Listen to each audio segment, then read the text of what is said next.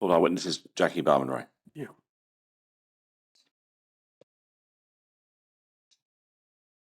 Good afternoon, Ms. Barmanroy. Now, as you understand, you're about to be asked questions by Mr. McIntosh, who's sitting opposite. But first, I understand you've agreed to take the oath? Yes, my lord, thank you. Sitting where you are, could I ask you to raise your right hand and repeat these words after me?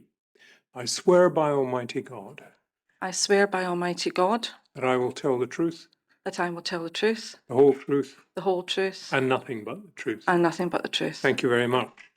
Now, I don't know how long your evidence will take. I suspect it'll take us to about 4 o'clock. On the other hand, if at any stage you want to take a break, just give me an indication and we will take a break. I say this to every witness. It's important that you're heard, so maybe just speak a little louder than you would in normal conversation, maybe a little slower. The microphones should pick up what you have to say, but if you just project a little, I certainly would find it very helpful. Yes, my lord. Now, Mr. McIntosh. Thank you, my lord. Mrs. Barmanroy, I wonder if you can give us your full name. Jacqueline Margaret Barmanroy. Were you previously Jacqueline Stewart? Yes, that's correct. And when did your name change?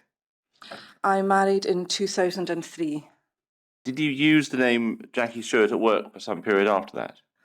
Yes, out of sheer ease, simply because it can be sometimes difficult to change everything on all the different systems. So if we're looking on emails and records, sometimes we'll see you as Jackie Stewart and sometimes as Jackie Barmanroy. Yes. Thank you. Did you produce a statement in response to one of our questionnaires? Yes, I did. Are you willing to adopt it as part of our evidence? Yes, I am. Thank you. Now, what I wanted to do was, rather than take you through it, to focus on a few issues. Okay. But the first thing I wanted to understand was your role in the project team for the hospital that became the Queen Elizabeth Royal Hospital for Children. How did you come to be involved in the project? There was a secondment advertised for a 2-year secondment, infection control to the new hospitals build. I applied, I was interviewed, and I was successful. And then you started in April 2010. April 2010. Now, by that point, where did you understand the project had got to by the time you arrived? I didn't know anything until I actually arrived on the project team, and then my immediate manager was Fiona McCluskey, and Fiona explained that my predecessor, Annette Rankin, had been party to all the tendering processes in regard to which architect had won the tender and which construction company was going to build the hospital. Understand. And had there been a gap, in a sense, between Ms. Rankin leaving and you arriving? I can't answer. I don't know when Annette left. You don't? And you mentioned an architect and a construction company. Do you understand the nature of at very high level, the nature of the construction procurement method chosen for this hospital? I've never been involved in one before, so I can honestly say no. I don't understand the process at all. Do you know who the architect worked for? No. So are you familiar with the concept of a design and build contract? I'm not familiar with the contract. But have you heard the phrase design and build contract? I have heard the phrase. Right. Do you understand what that means at the very broadest level? Not in any detail. My personal take on that is that the architect would design the hospital to a satisfactory spec for the health board, and then the architect would build the hospital as it was designed. That's my personal take on it. So who was the architect who eventually built the hospital? What company? I have forgotten the name. I could tell you the construction company was Multiplex, Brookfield Multiplex. Is it Armitage? No. Could it have been Nightingale? Nightingale. Thank you for reminding me. Right. Thank Now, in the project team, your manager was Fiona McCluskey. Yes, that's correct. Was she an infection control nurse as well? No, Fiona wasn't. So did you have an infection control line of reporting as well? Yes, it was Sandra Devine. And she then was Sandra McNamee. Yes, that's Right. correct. And in the project team, well, I think probably the best place to go is we have a document that we've been looking at, which we should probably take you to, which is the structure of the. I'll come back to that later. It's probably jumping ahead. Let's What were you going to be doing in that first few months when you arrived in April 2010? I actually spent the first few weeks looking at designs, drawings of designs, how the hospital was going to look. I was getting used to different people in the project team, and just basically trying to bed myself in as the infection control nurse. And did you attend meetings? I did, yes. The one that I first attended from memory was the one that the project director, Alan Seaborn, had a meeting every Friday where everybody in the project team, whether or not you had anything to contribute, was expected to attend to listen to what was happening. So this is the project team meeting, I think. Yes. Right. Did you attend a technical group meeting?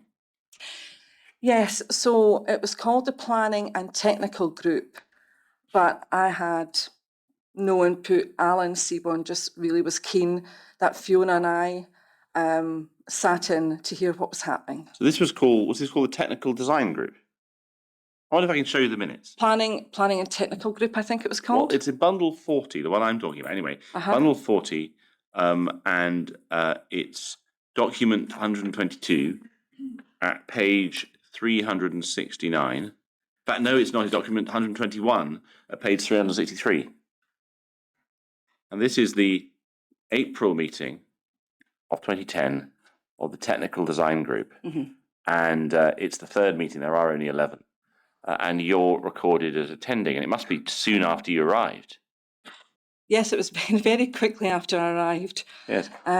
So how did you fit into this complicated process that had been created to design the building? How did you fit in? What was your job?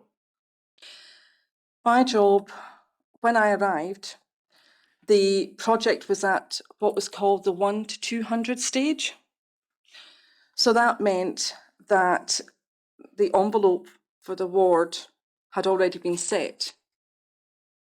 And I was invited to attend meetings whereby the clinical teams who were going to be moving into these wards decided which order to put the rooms in. So where the rooms go in the ward? Exactly, yes. And what sort of aspects of the ward design, as it were being fixed at that point, other than the room locations? It was just the room locations at that point. The actual more detail was at the 1 to 50 stage. Would there be any work on ceilings? Not that I was involved in, or I remember. Would there be any work on the ventilation system? I can't answer that because ventilation is not my area of expertise. Well, that's a good question. I was going to come to that. So you're not a ventilation expert. What about water and infection control? I'm not a water expert either. Other than being an infection control nurse, how many years had you been an infection control nurse by this point? It would have been 10 years. So other than being a 10 years qualified infection control nurse, did you have any particular specialist extra knowledge that you'd done courses on or been accredited for or learned? In 2008, I gained my master's in infection control, but the master's is compiled of generic modules such as basic microbiology, immunology, a little bit about infection control management, as in managing teams, but there was nothing particular for ventilation or water. Would you have dealt with a document we keep referring to? Well, there's two. There's the English version, which is often called HTM 0301, which came out in 2007, or the Scottish HTM 25, or a draft version of HTM 0301 in 2009. Would you have dealt with any of those? So the SHTMs and the health building notes for Scotland, infection control nurses in general will dip in and out of them just to read, just to refresh what we're looking for. But we rely very heavily on our technical and estates colleagues to guide us. Okay, well, there is a paper that was produced, which I'd like to put to you that Ms. McCluskey produced in October 2014. So that's bundle 27, volume 8, document 3, page 37, I think, is the place we want to start. So this is an email thread about this paper, and then we see the paper at 39. Page 39, please. There we are. Now, we just jumped through it so we can make sure you're looking at the right paper. Could we go to the next page, please? And the final page is a table. And we'll go back to page 39. So, have you read this paper before we put it to you in your bundle? Yes. Now, according to Ms. McCluskey this morning, you were part of the process of writing it. You brought together some of the data. Yes, I pulled together some of the data for this. And also Ms. Devine would have done so as well. Yes. Right. Is there anything in this paper, have you had a chance to read it in the last few days since we gave the list? Yes, I have. Anything in this paper that you don't agree with? Yes. What's that? The final paragraph Let's go over the page. on page 39. Oh, sorry. Maybe Sorry. too clever there, right. So the very bottom paragraph, it actually says that a consultant infection control nurse was appointed to take the lead for advising on all aspects. I was not asked, in fact, it was made quite clear to me that ventilation and water was not my remit, and that was to be technical or microbiology. So who gave you that, made that clear to you? Sandra Devine. Sandra.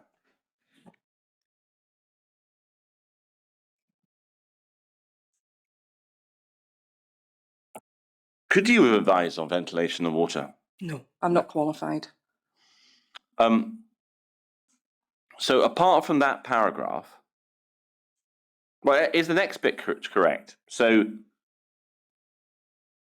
the fourth line, the post holder, that's you initially, reported to the senior nurse advisor, New Southern General Hospital, that's you, South Glasgow Hospital, and the assistant director of nursing infection control, that's Sandra McNamee.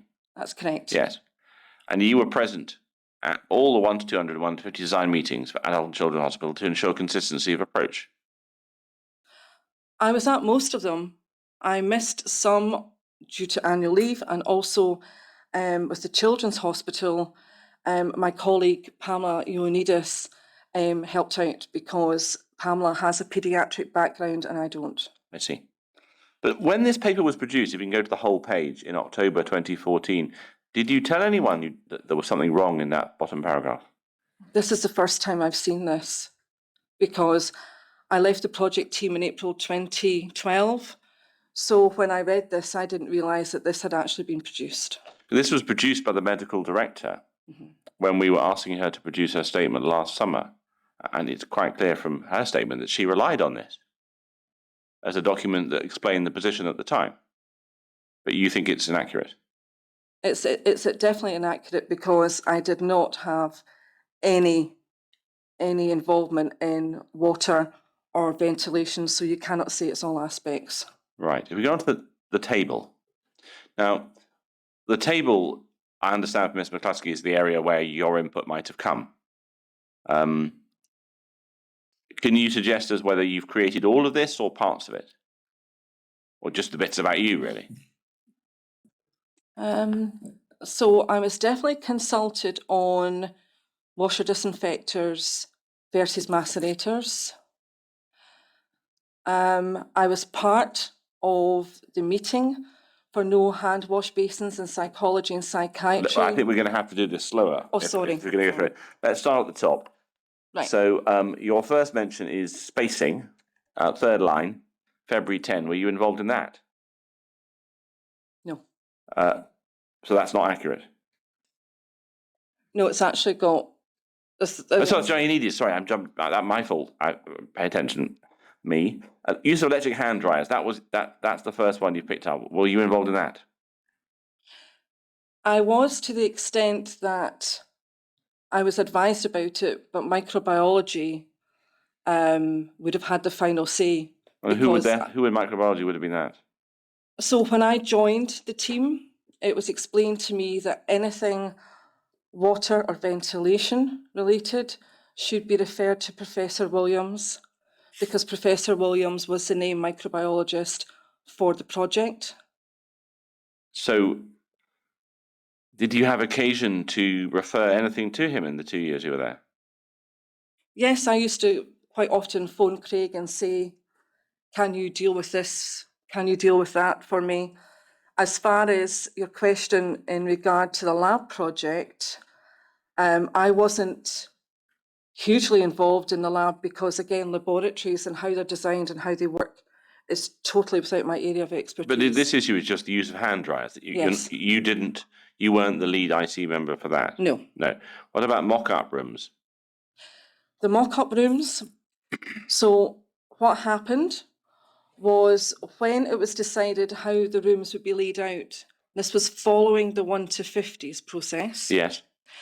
There were mock-up rooms built to size in a warehouse somewhere, I can't remember where now, and I was part of the project team. So there would be myself, there would be Fiona McCluskey, Heather Griffin for adults, Mary McLeod for kids, and sometimes Francis Rath, because we couldn't all be there all the time. And what happened with these mock-up rooms is that members of staff from the clinical area were asked to come, have a look at the spacing, look at where the bed was, the chair, the table, etc., to see, as clinicians, was this going to work for them?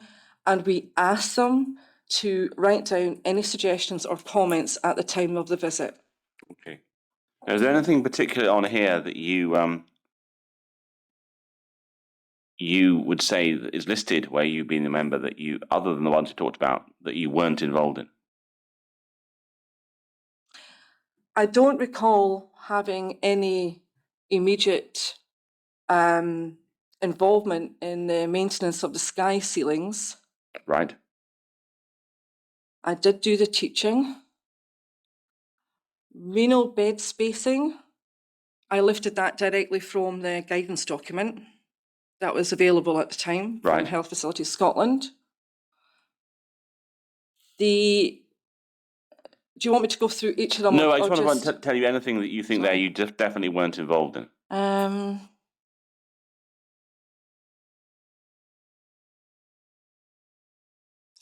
Zone checks and snagging.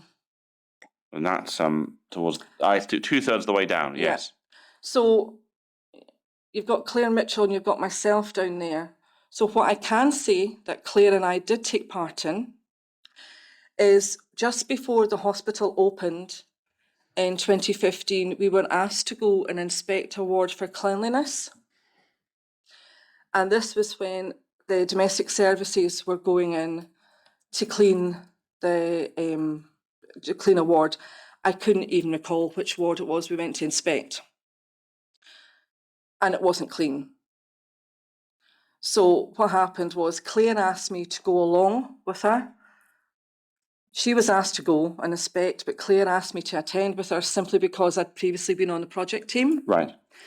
So this is she- after you left the project team? Oh, yes, So then what happened was we wrote a list of comments and fed that back to the domestic services. Right. So the thing that I'm getting an impression from here is that it would be wrong to think, well, would it be wrong to think that you were all over all aspects of this project while you were there, from an infection control point of view? I wasn't. It's easy to say I wasn't all over everything because ventilation and water is a huge part of infection control. I wasn't invited to any of those meetings. I was asked who they should invite, I gave them Professor Williams' name, and that was the last I heard about these meetings. Did you ever see minutes of those meetings on the system in the office? Because it was a team office, I understand. No, that's correct. It was a team office, but unless you were at the meeting, you know, it was very, very tightly kept. All the data, all the information was kept by Alan Seaborn's PA. So any emails, etc., she had access to, and minutes of the meetings were held by either Alison Hurst or Shona Frew.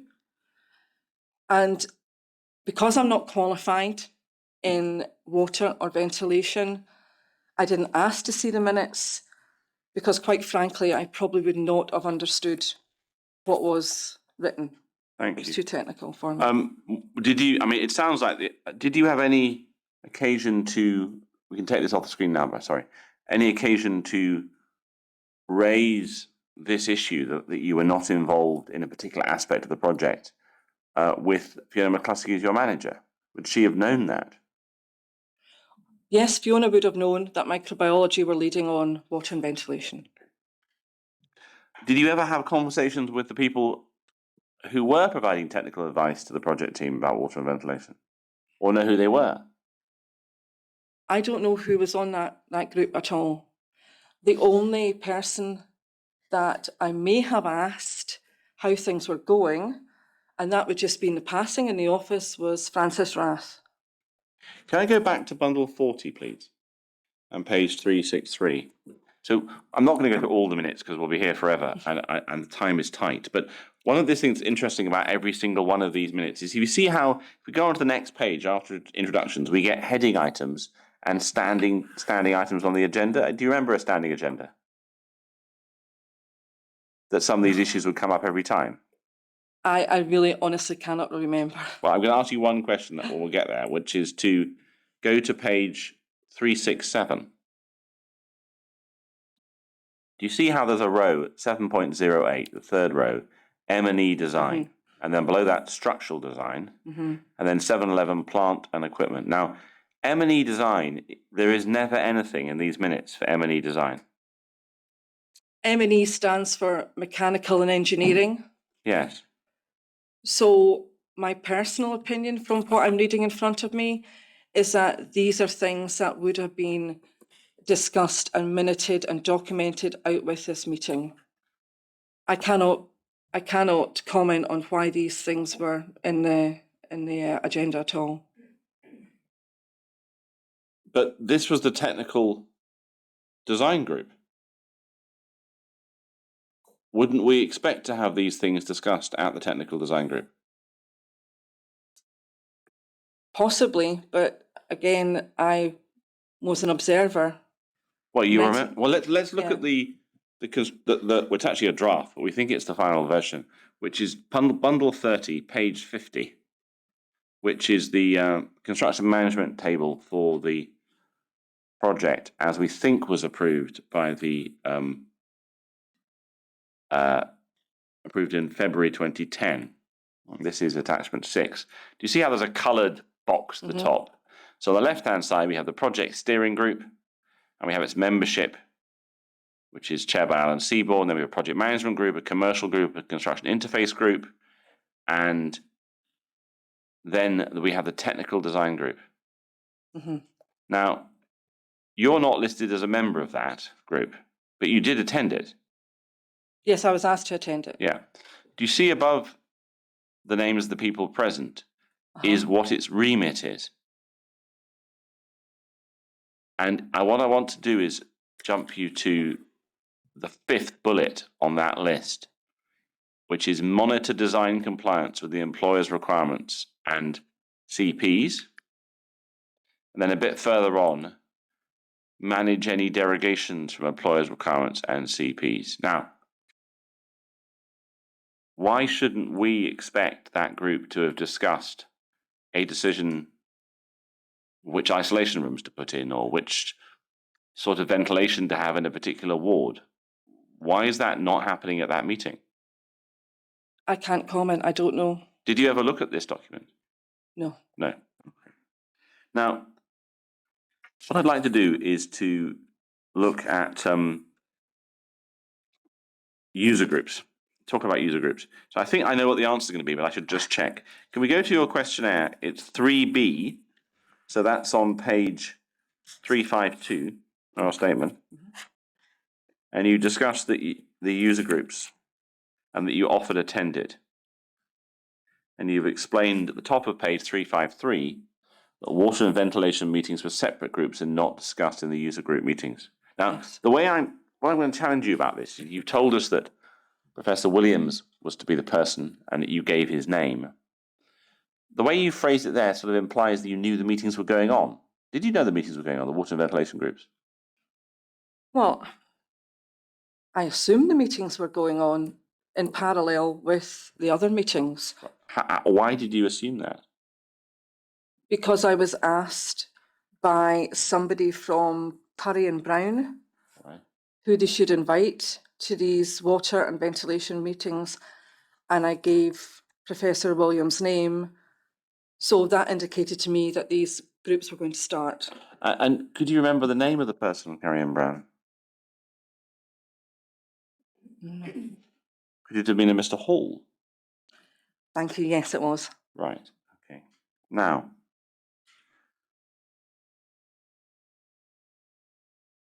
I'd like to ask a few questions about Curry and Brown and their role. We can take this off the screen.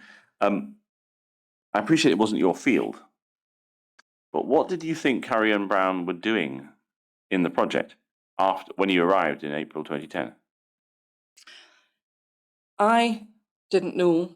I asked the question, and it was explained to me by 2 or 3 members of the project team that they were basically controlling things in the sense that, they were keeping an eye on budget and spec. But other than that, I really don't know their full remit. And were you aware when you arrived of the involvement of any other external advisors to GDC? No, Did you come across healthcare planners? not personally, A no. company called Buck and Associates is sometimes mentioned. No. An architect advisor?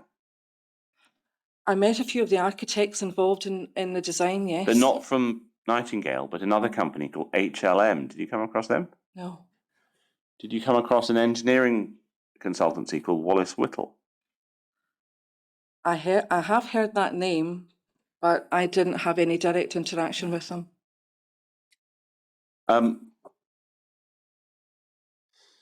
We've had some evidence from Francis Rath about the sign-off of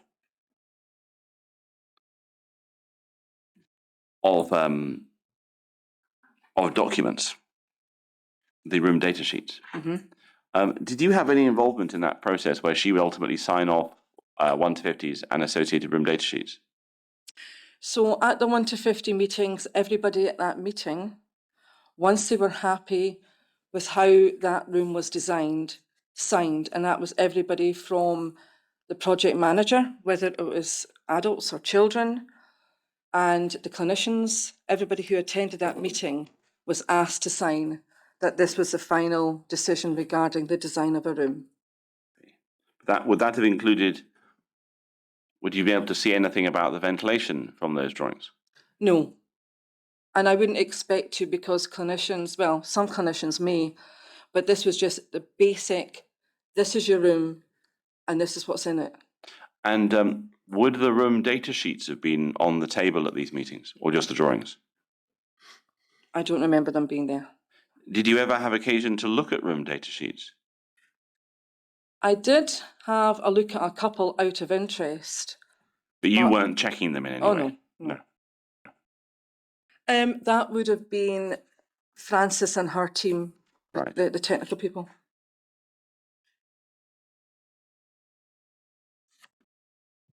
Now,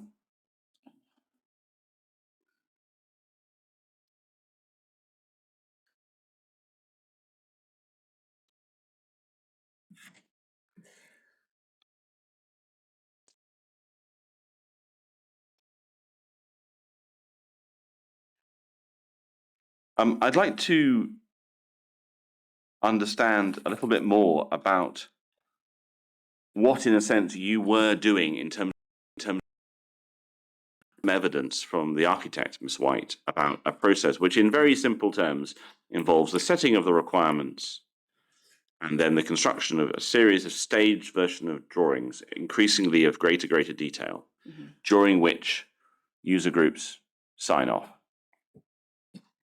And apart from attending those user group meetings and signing off as a participant, do you have any other role in that process? No. So the 1 to 50s was simply, I would have to make sure that there was access to a clinical wash hand basin, that there was, the clinicians actually primarily more, that there's going to be enough room around the bed to move to safely handle a patient. As far as things like the architect coming in and putting in more detail, the architect would take guidance from the clinicians would say, for example, I need an electrical socket here, the bed head services need to be here, we need suction here, because the clinicians were the ones that were going to be working in this room. Right. So an aspect of this, which I keep going back to, I appreciate, but I'm just trying it in different ways, is the ventilation. And in your statement on page 355 of the bundle, which is question 3L, we asked you a question, and the context probably doesn't matter at this point. Was there a time, sorry about that typo, and if, when, and what circumstances, when you were told or saw documentation that set out the air change rate, pressure differentials, or presence or absence of HEPA filter, and you said, I wasn't shown these, they would have been checked by the technical specialists and Professor Williams. Now, it's Professor Williams's evidence that he was never asked, and that if he had been asked, all he would have said anyway is follow the guidance. Did you ever have a conversation with him about the hospital that you were working on? I very rarely saw Professor Williams while I was working for the 2 years in the project team. Even if I had been shown them, so that I wrote that in my statement that, you know, that is my opinion. They should be checked by the technical specialists and finally Professor Williams to make sure that he was happy. And who would be the technical specialists in this context? Well, in my mind, my personal opinion, it would have been a technical specialist employed by the project team and a technical specialist by the team that were going to be building the hospital. Do you know who the technical specialists were who were employed by the project team? Apart from Francis, no. But Frances is a quantity surveyor. I didn't know that. You didn't know that she was a quantity surveyor. No. What did you think her role was? I thought she was project managing the technical side of things because, and the reason I say that is because I would see a lot of people going and asking her for advice. On what sort of issues? Technical issues. Because her position is she wasn't involved in any technical matters. She doesn't have the competence. Yeah, the poor person making the transcript can't do resigned shaking of heads. Well, what's your answer to that question? Sorry. I can't explain that. Everybody had a great respect for Frances and her position in a project team. But as for who should have been leading on it in the project team, I cannot comment. I'm sorry, I don't know. Right. I think I can see where this is going, but I think I need to put it to you. Can we look at, now this is a document that might well contain a signature. So we don't want to stick signatures on the screen because they end up on the YouTube feed. So we'll just show it on the screen that you and I and His Lordship can see, and then we'll work out what's going on before we put it up on it. If it's bundle 43, volume 1, document 25, page 100.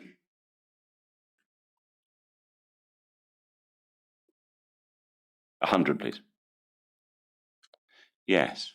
So this appears to be we showed it to Miss McLeod yesterday, a document which what we might do is, can we zoom into the top half? Now, I think at that point it's probably safe to go on the feed. And so what is this document that you would think? So that document is basically signing off where the rooms are going to be in the hemato-oncology unit. Right, now if we just take it off the feed and we'll zoom out again, it seems to have your signature on it. Yes, because I was involved in placing furniture and So this is things what in the this is room. about. This is Uh-huh. a internal within the rooms process, is it? Yes. But it's a 1 to 200 sign off. Is it just placement of the rooms or anything more than that? It's just the rooms, as far as I'm concerned, that's what I signed for. Now, I'm not going to show it on the feed, but the signature above yours, whose is that? I've no idea who that is. But if this is for hemato-oncology children, it would be Mary McLeod. If it was for adults, it would have been Heather Griffin. We think it's for adults, so. Adults. But if you can't recognise it, that's I don't fine. recognise it. No. And if we take that off the screen, I'd like to look at another drawing that may contain signatures, which is Bundle 43, Volume 4, Document 19, page 406. Now, what I want to do is to just look in the bottom right-hand corner. So if we jump down to the bottom right-hand corner, you see it's dated the 2nd of September 2009 is when it's drawn. And it's a floor plan. This is quite an early drawing in the process, 1 to 200. Would you have seen these drawings as part of your work? I would have seen it 1 to 200 layout, yes. Right. If we can now jump top left-hand corner, do we see that it's written on it, Hemato-oncology 1 to 200, sign off, 7th of May 2010. Do you think it might match to the document we've just looked at? Yes, it should. Yes. Yes. And again, we see your signature. Yes, because it was agreed that's how the rooms were going to be laid out inside the ward. And then we see we have the mystery signature is seemingly Heather Griffin because we have initials next to it. Okay. Ms. McIntosh.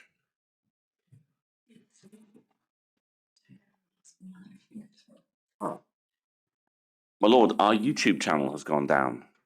Right. Which causes excitement for a number of people who watch this and participate in the hearing. I wonder if we might have a short break. Right. So that we can work out what went wrong before attempting to restart. Right. Well, I'm not in control of the technology, and we'll see what we can do about it. So can I ask you to go back to the witness room, and we'll keep in touch.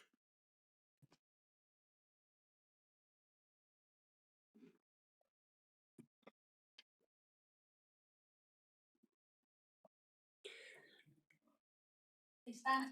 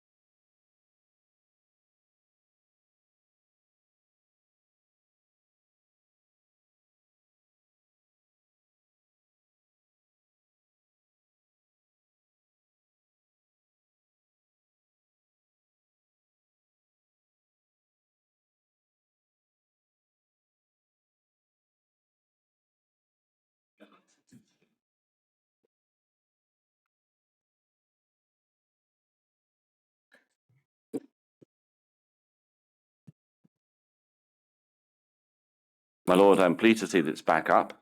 The offending box of equipment has been isolated and a new one has been All right. inserted. Good.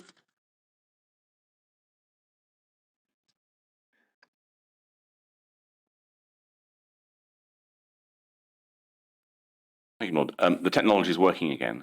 I wonder if we can go back to that document we're looking at, which still has signatures on it. So you've signed it, and this is part of this process you've described where everyone in the meeting signs. Yes. Yes. What I'd like my colleague with the technology in the corner to do is to scroll upwards so the signatures disappear off the top of the screen, and then zoom out slightly, a little bit further. That's perfect. Now, let's get the signatures off the top of the screen.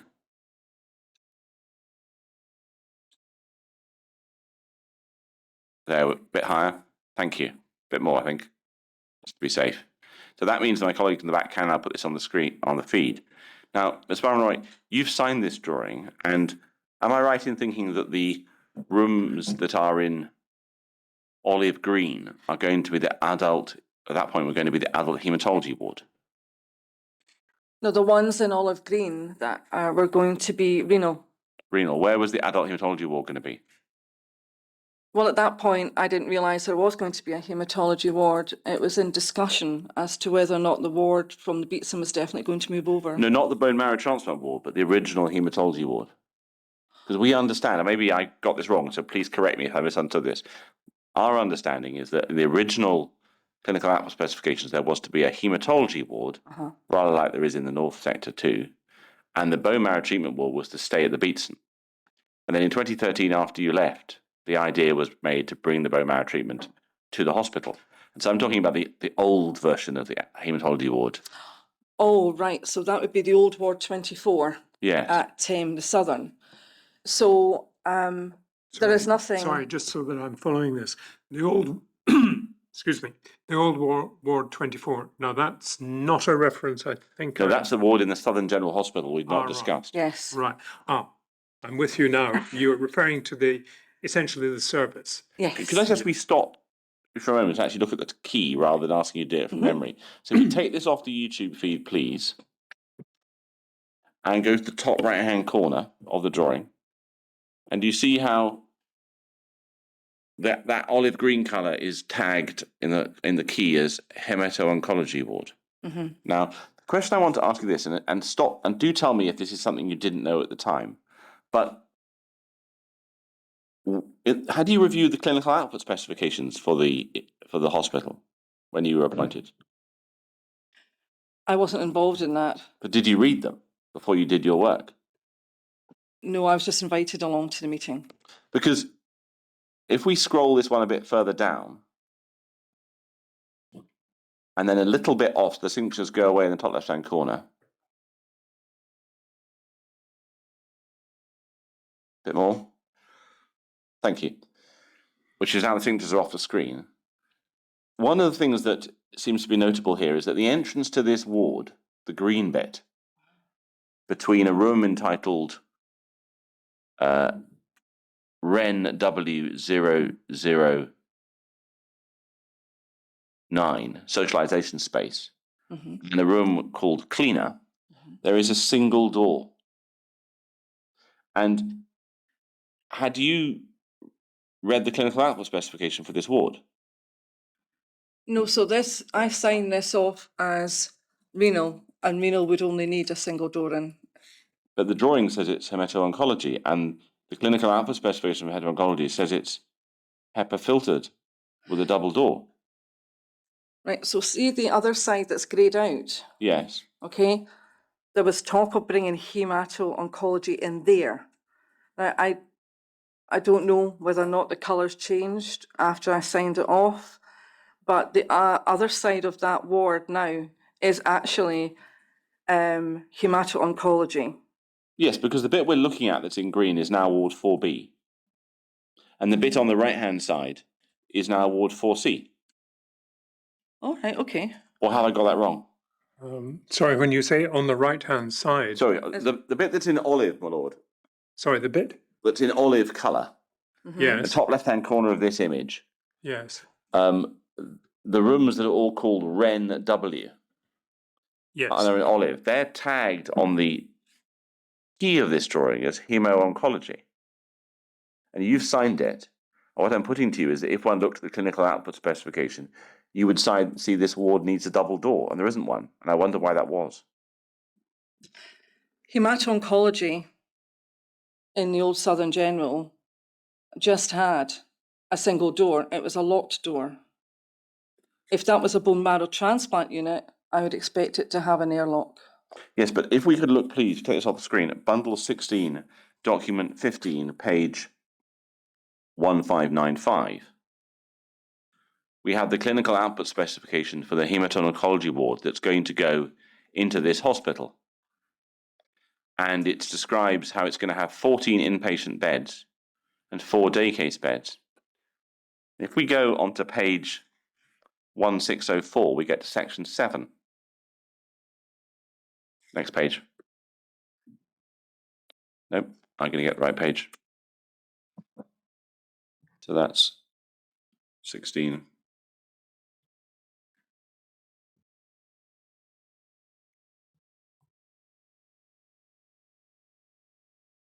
Sorry, go to page 1597.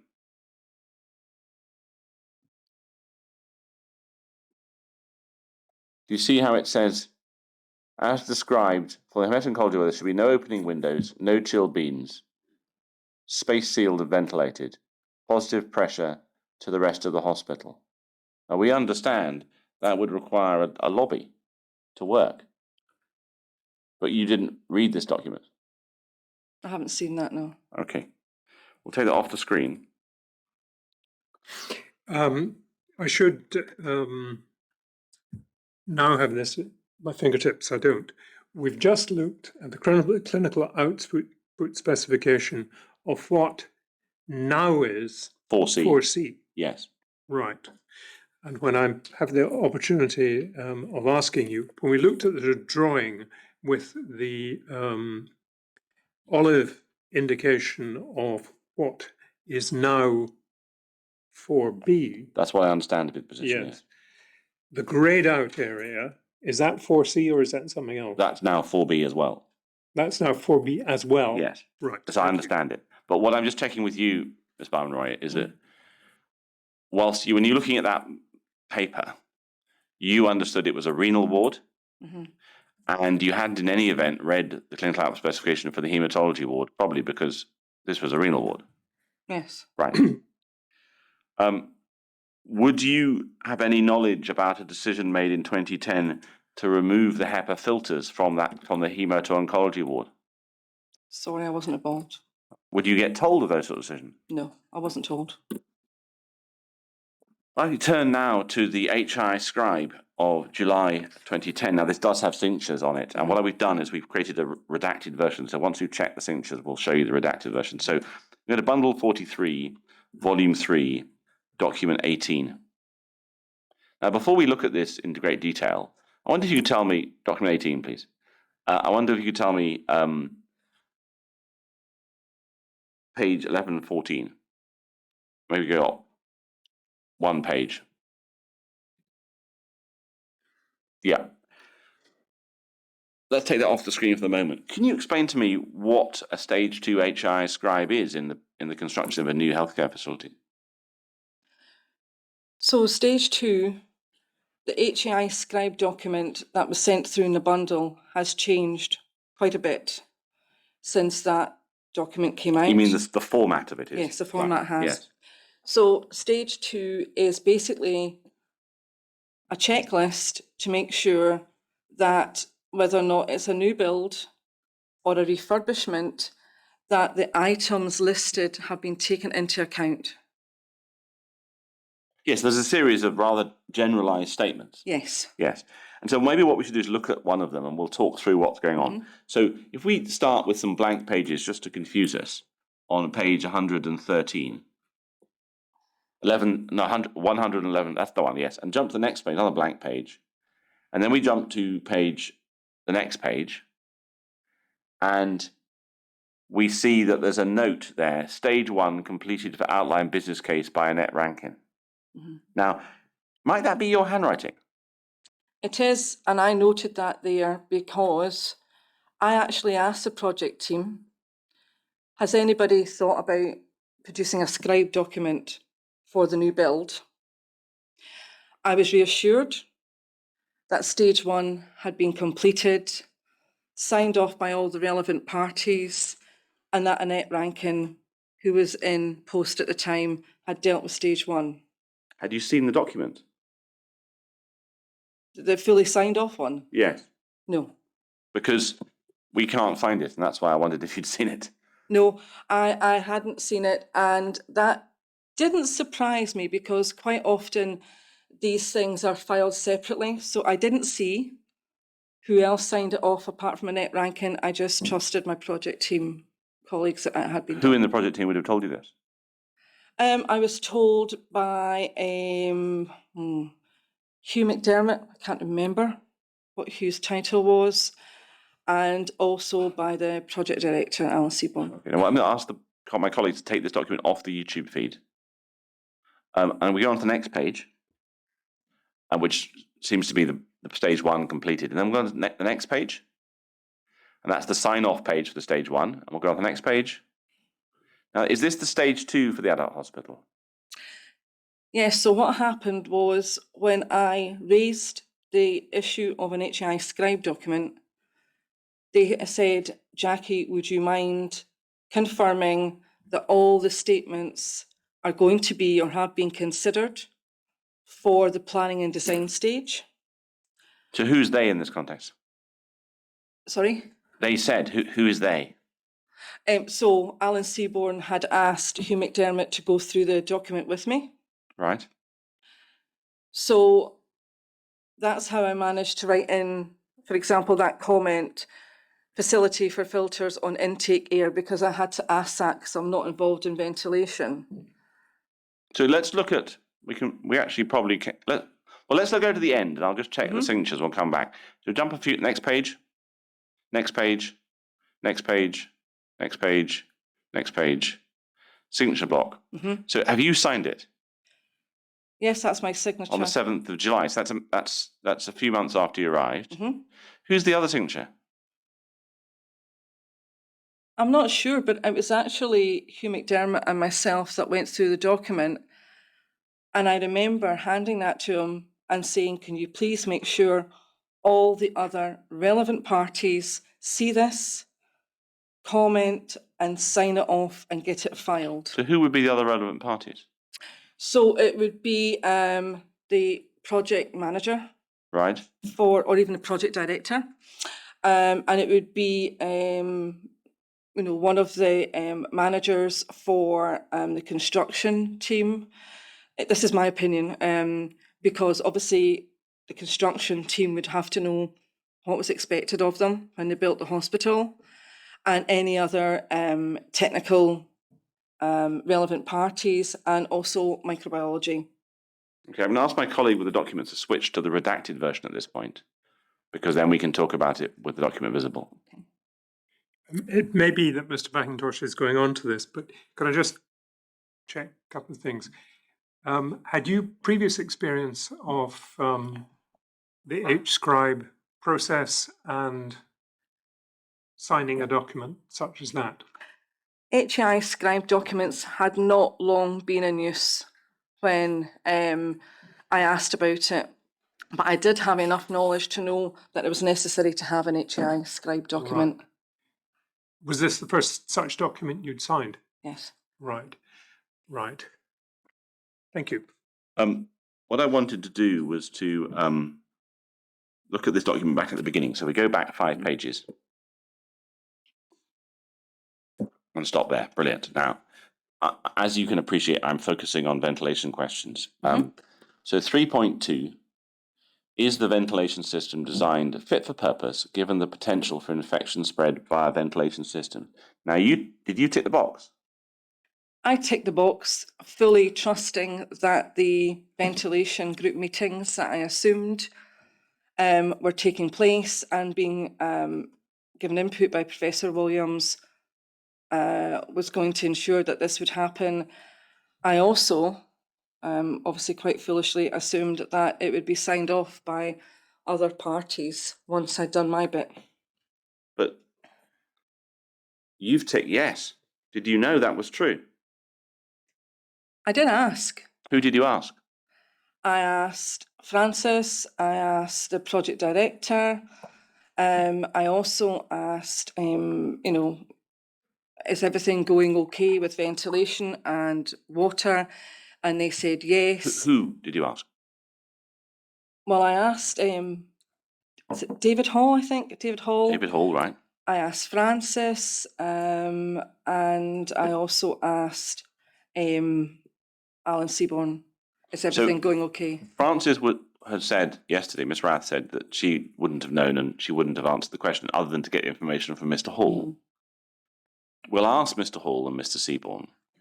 But do you see there's a problem in that you tick the box? Because you are certifying what you tick, aren't you?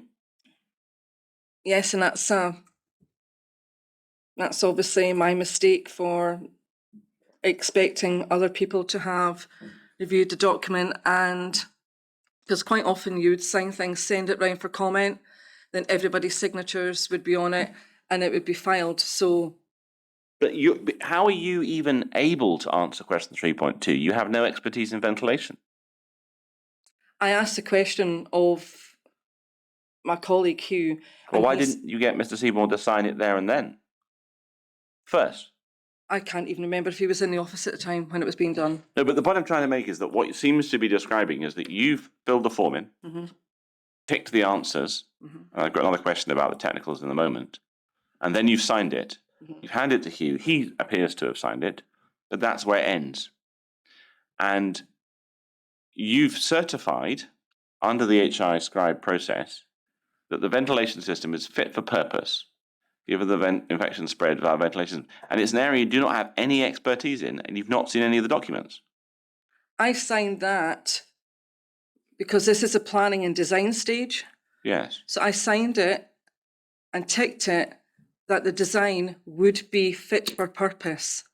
Because stage 3 with HI scribe is when you get into the real detail of exactly what's going into the hospital. So did anyone tell you that the contract between the Health Board and Brookfield Multiplex, Brookfield Europe as it then was, provided that the single rooms in the hospital would have half the air change rate then being recommended in both the draft Scottish and the then in force English guidelines on ventilation? Did anyone tell you that? No. Did anyone tell you that the bid documentation from Brookfield Europe stated that all isolation rooms would be built to what they called SHBN04, which might be a reference to HBN04, which is a particular type of isolation room which isn't suitable for all patients? Did anyone tell you that? No one told me. And they probably wouldn't tell me simply because they knew I didn't have any expertise in ventilation. Did anyone tell you that there was no one providing M&E advice to NHS Greater Glasgow at this point?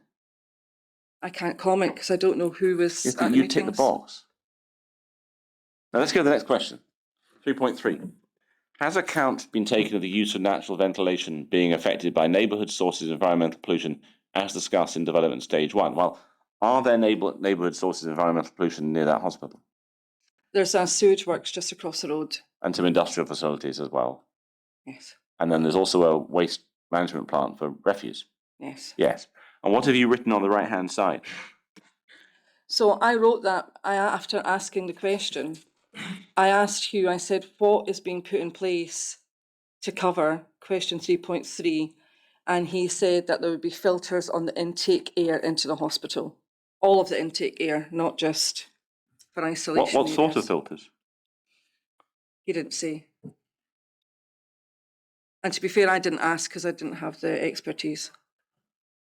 So would these be carbon filters or HEPA filters, or what grade of filter? You don't know?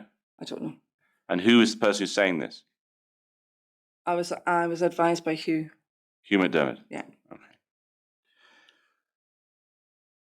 If we go on to the next page.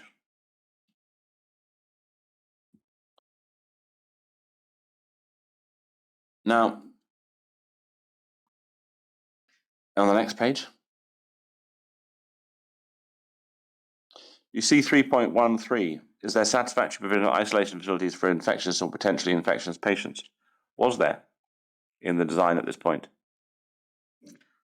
Well, I ticked that with the view of isolating a patient with MRSA or C. diff because I wasn't directly involved in isolation facilities for high-risk patients or TB patients.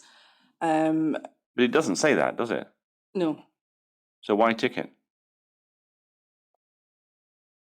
I ticked that because I thought, well, the whole hospital is single rooms. We've got plenty places to isolate. And I was also informed that Annette Rankin and Professor Williams had decided where the isolation facilities with the lobbies would be. And that had all been signed off prior to me starting with the And the did team. you see the minute of that meeting from May 2009 that says that for the adult hospital, albeit it's Dr. Redding, not Dr. Professor Williams? No. No, I didn't see it. So you didn't check the records? No. Okay, you go to the next page.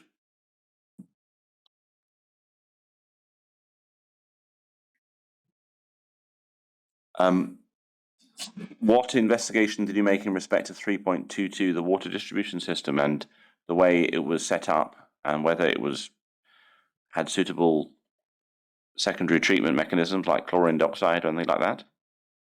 So again, I ticked that because I was assured that this was all being planned in a separate water group. Okay, we'll go on the next page, please. Now, given that there ended up being an issue about the drains in Schiehallion unit, admittedly many years later, what investigation of the drainage system did you make in respect to 3.23? Well, again, I would expect, my personal opinion, if you're part of the water group, water and drainage are linked. So that would be discussed and minuted in the water meetings. So the concern I have is that, if we go to the next page, I just show you the children's hospital, so we'll continue on a bit further. So next page, and you've written, completed it out, someone else has written, not you. Whose handwriting is that? I don't know. Page 1125, keep going. Keep going. Keep going. Now, is this your handwriting or somebody else's? No, that's my handwriting. Yeah. So basically, I was asked just to sort of like copy and paste for the children's hospital. Okay, but they're different requirements. For example, the next page for isolation rooms.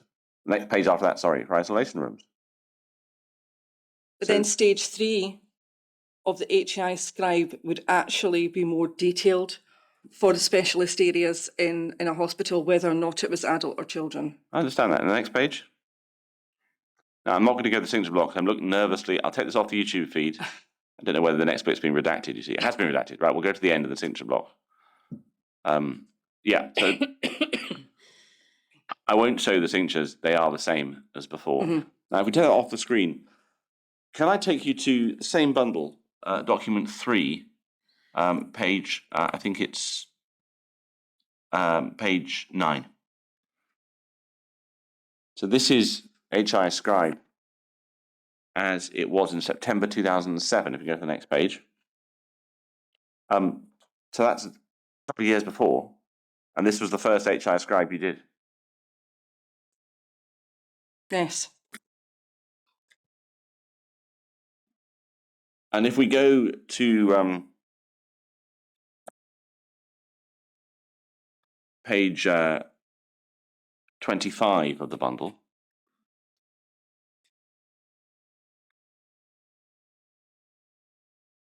there are questions. Development stage 2, some points for consideration. This is for stage 2. Have you reviewed the proposed construction or refurbishment plans? Have you reviewed the proposed ventilation system requirements? Did you do either of those things? No, I asked if these things had been done or were in the process of, but I didn't do it personally because I wasn't qualified to. Right. Because if we can take it off the screen, ultimately the problem is this, or our problem might be this. this is the year before full business case. Now, I can't tell, and I can't lead evidence as to whether the HI scribe stage 2 document actually got to the Scottish government, because the records don't seem to be available. But it doesn't seem impossible, given the way this system is constructed, that stage 2 of HI scribe is in somehow related to full business case approval. I mean, I don't know whether that's true, and I'll keep looking for evidence. I wasn't involved in the business cases. I don't know what documents. No, I appreciate that, but we'll ask people as the inquiry goes on. But just for we make the hypothesis, we assume for the moment this question that it is in some way part of that process. Is there not something quite dangerous in signing an HI scribe without checking this yourself? Because people will rely, they will say in meetings, there was an HI scribe stage 2. Even if no one else signs it, Mr. Seaborn never puts his mark on the page. Mr. Moy never puts his mark on the page. People will end up saying, oh, we've done one. And it becomes a tick box exercise, literally. Mm-hmm. Mistakes are not picked up. Is that not a risk? It can be a risk, but I would have expected, I obviously have foolishly trusted that my other colleagues would comment, sign it, and file it. But that should have been flagged. That should have actually been a red flag to whoever completed stage 3 of the HI scribe. And at that point, they could have come back and spoken to me. Right. But then at that point, the hospital would have been under construction. But it wouldn't have been too late, because stage 3 is very, very detailed. So with stage 3, you're actually saying in a ward, you're expecting this, this, and this. And for specialist areas, I would actually expect a separate HI scribe, because there's a lot more involved with ventilation and water.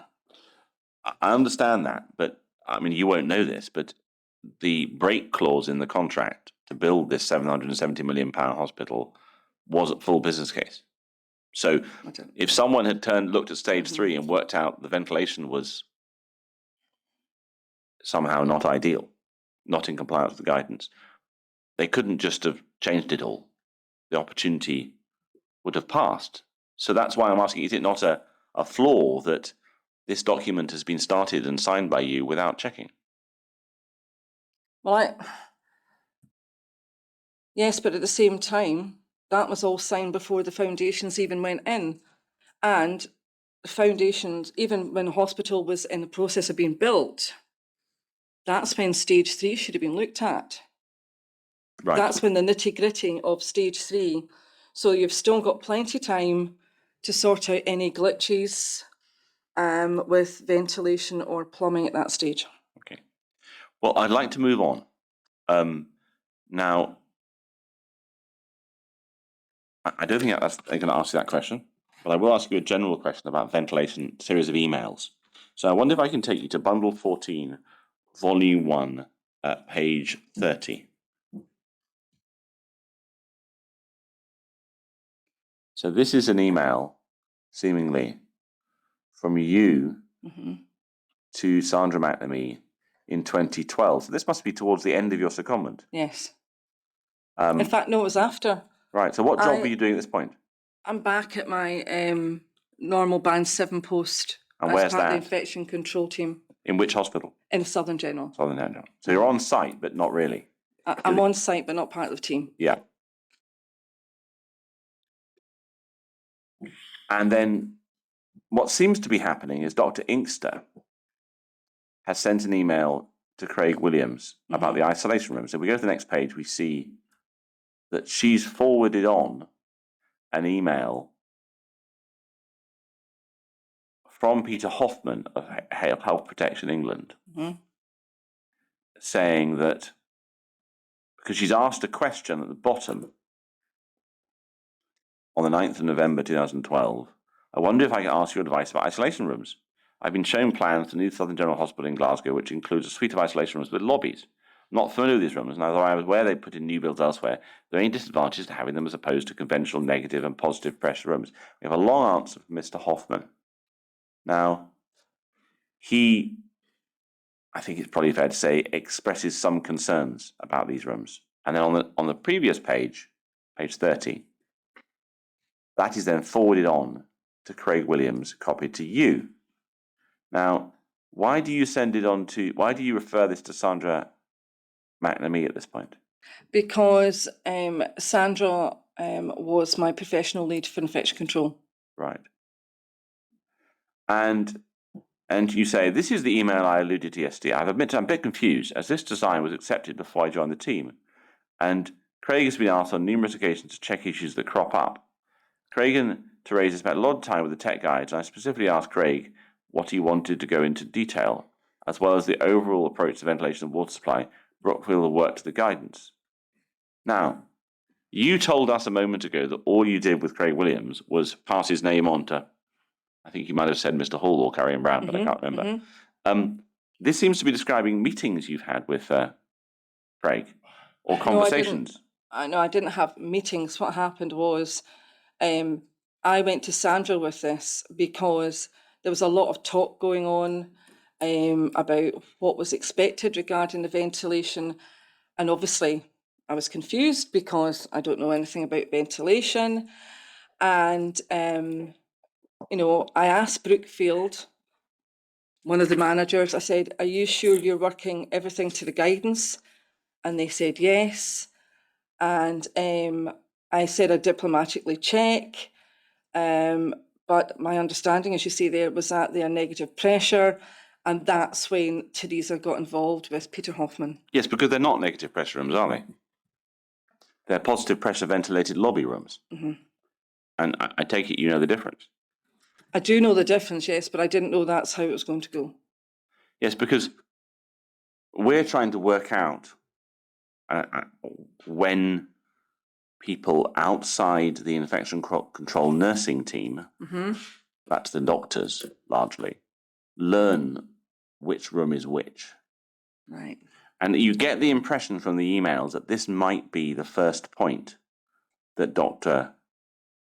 Inkster, who at this point I think it might be in the Glasgow Royal Infirmary, and Professor Williams begin to realise that these aren't normal positive or negative pressure rooms. And one inference from that is that no one had told them. I can't understand that because Craig, or a deputy that he decides to send, should have been at the ventilation meeting, so I can't understand. But what ventilation meetings? You don't know when they took place? No, I just assumed they were running in parallel with the other meetings. So, but I appreciate that you don't accept the description of your job in that October 2014 paper that Fiona McCluskey wrote. But you were the only infection control person in the project team. You'd accept that? I was in the project team, but actually Prof. Williams was the infection control doctor for the project team. But he wasn't attending technical meetings, he wasn't attending the Friday meetings. I didn't know that. Oh, no, he wasn't attending the project meetings and he wasn't attending the technical meetings, but I don't know whether or not he was attending ventilation or water meetings. Now, we obviously we've asked him about this, and we may ask him again, but just because you're here, do you not think it was part of your job to flag things to him regularly and keep chasing him until he answered questions? I could flag things to him, but I actually went to Sandra because sometimes it was difficult to get hold of Craig because he was an on-call microbiologist. But that's assuming, of course, that things are flagged to me. So unless anything is highlighted to me, I'm assuming everything in the garden is rosy and the hospital is being built. Yeah, see, that's the thing I don't understand, is that I can absolutely see how, as a 10-year experienced infection control nurse, you would be able to spot a problem around the layout of a room, choice of equipment in a room, without any difficulty, and the materials and things like that. That's your thing. I get that. Yeah, but the thing is that what I signed off and what I looked at didn't have ventilation or water specs on it. I suppose the example that we talked about when we got into the discussion about the olive colour and all that, and we can't really tell whether that was a renal ward at the time or whether it was a hemato-oncology ward, but it is at least possible that you were looking at a drawing that contained within it a clue that a mistake had been made. I would see a drawing with a lobby, but it wouldn't specify what kind of ventilation. That would be in a different schematic altogether. But how is the infection control team supposed to be represented in the process if you haven't got the technical skills to spot these problems? It would be microbiology. And are they represent? And you're saying that Professor Williams was in the process? Professor Williams was. I was informed that Professor Williams was going to be the infection control doctor for the project. And that's why I gave his name to David Hall when David Hall said he was setting up meetings for ventilation and for water. But he wasn't in the project team in that sense. He wasn't based in the office. But he wasn't based in the office. Because he does, what, 5 sessions a week as an ICD out of his 10?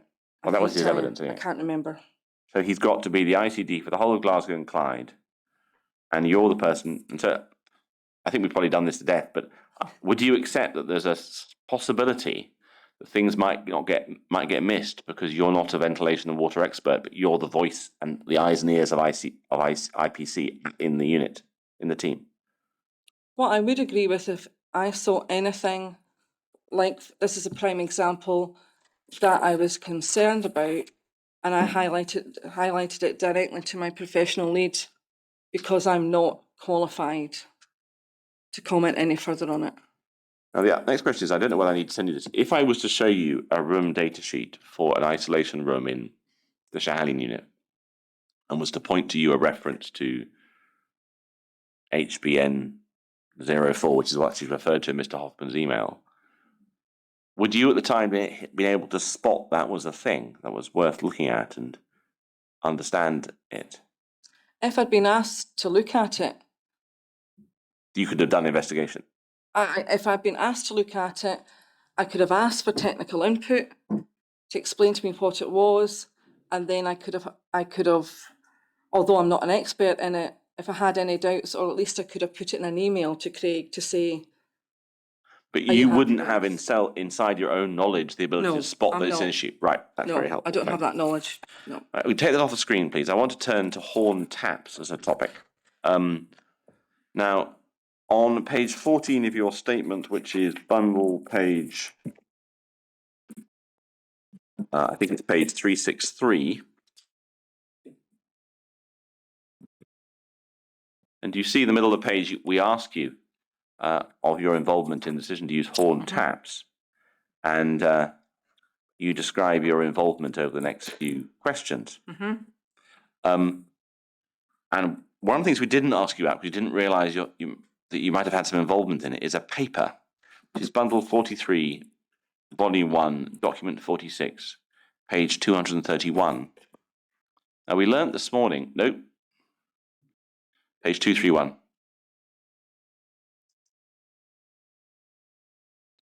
So this paper was produced, Ms. McCluskey explained, it's a joint production between you and her. Let's look at the next page just so we can get to the end so you can see the whole thing. Keep going. Keep going. Yeah, well, back at this. We'll go back to the original page. So one more page back. Thank you. One more. So Ms. McCluskey has explained that she laid it out. It's her style. But she suggested that her evidence is that you are the author of quite a lot of the paragraphs. So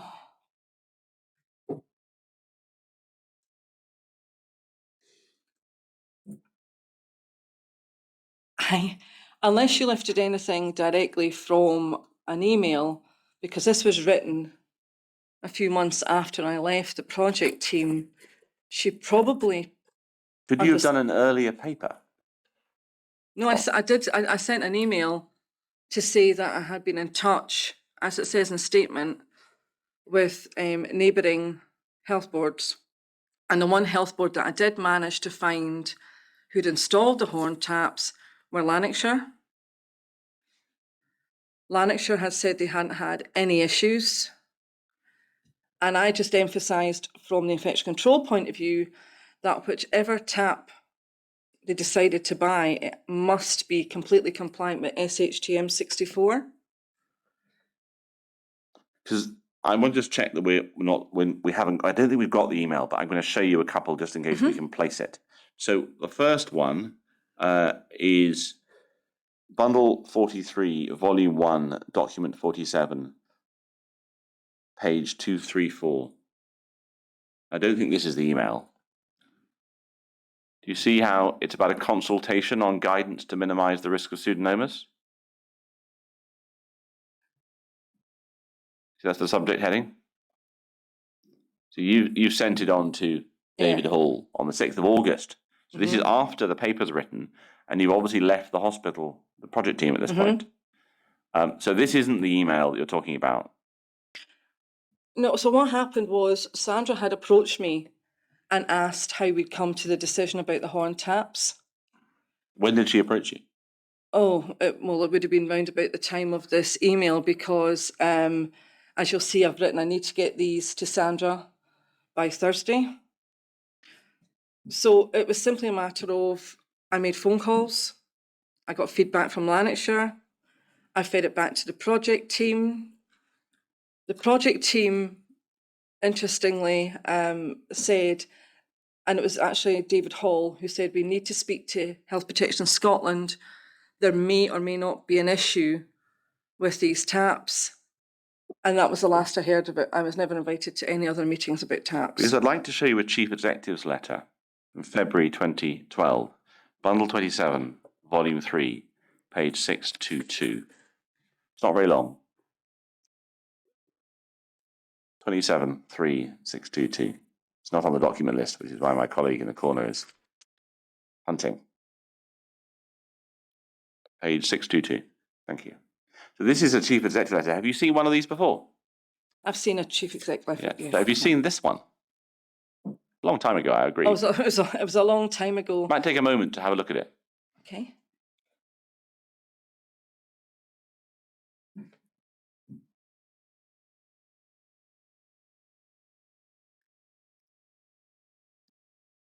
Yeah, so this letter was highlighting the risk of Pseudomonas with certain taps.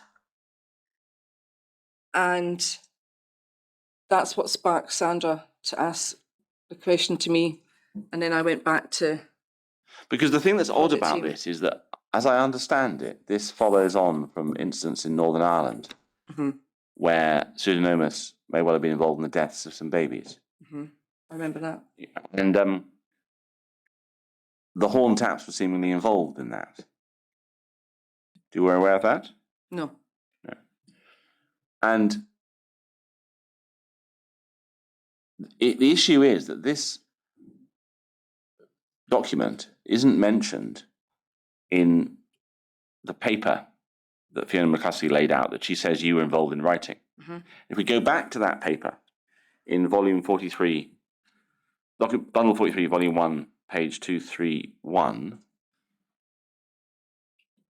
and we go to the second page, do you see how in the middle of the document, a benchmarking, there's a paragraph that says, the NHS 5 ICN recently attended a national decontamination meeting and met a colleague from Porton Down who'd been involved in the investigation of student outbreaks in the neonatal units in Ireland. Now, Ms. McCluskey's evidence this morning, when I put this to her at the end of her evidence, was that you wrote this paragraph. I do not remember writing that paragraph. I didn't know about any ICN talking about decontamination. She says you might have met the ICN from Fife at a conference when you went to meet the Decontamination Society. No, I do not remember going to any conference whatsoever. What I'm wondering is, why is it that whatever process is going on here in 2012 that ultimately results in the decision being made to accept horn taps hasn't mentioned the Chief Executive's letter? I can't comment because I didn't write it. But did your email exchanges that she was relying on, take that off the screen, did they mention the Chief Executive's letter? No. I'm probably being a bit slow. I started from the assumption, which I think must be wrong, that you were an active author of that paper and indeed had made a visit to Monklands Hospital. Did I just, That's what Miss McCluskey said in evidence. I hadn't been to Monklands Hospital to visit. Let me just double check her statement. I phoned an ICN based at Monklands, but I didn't go to visit. I'll just double check what her statement says. No, it wasn't Monklands, my lord. It's Vale of Miss- Leven? It's Vale of Leven. Did you go to Vale of Leven? So according to Miss McCluskey, page 334, the bundle, she met with the ICN. You and she met with the ICN at the Vale of Leven Hospital, and she provided you with information she'd been given from Horn about the internal mechanisms of the taps. Oh, we met. You We didn't met go with to- her, but we didn't go to Vale of Ah, Leven. right. That's a Okay. misunderstanding. Sorry, my lord. Right, so you had a meeting I had a meeting. with, who was it from Vale of Leven? Trying to remember who covered the Vale of Leven at that time. Such a long time ago.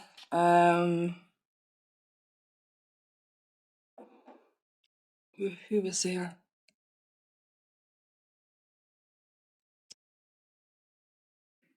There was Alison. I can't remember who else, actually. It's such a long time ago. Who was at the Vale of Leven? Right. When